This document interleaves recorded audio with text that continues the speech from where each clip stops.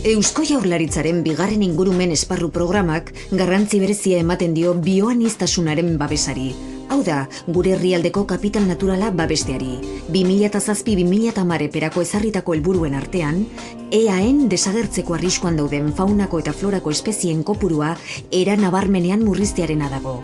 Azken finean, iraunkortasuna lortzera bideratutako neurri guztiek egiten dioteon bioaniztasunari, baina badira helburu hori lortzeko lagungarri diren jarduera zehatz batzuk. Esaterako, espezie autoktonoak dituzten basoen azalera handitzea eta hezeguneak berreskuratzea.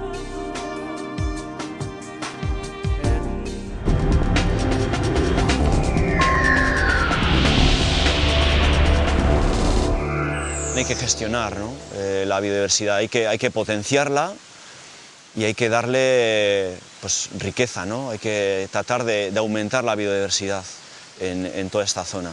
El parque natural se protegió en el 95 y lo que es la zona de Añarbe, el hayedo robledal de Añarbe, ha entrado dentro de la Red Natura 2000 desde el 2002. En el 2007 ha habido algunos trabajos de potenciación del bosque, algunos estudios de investigación de la fauna, etc.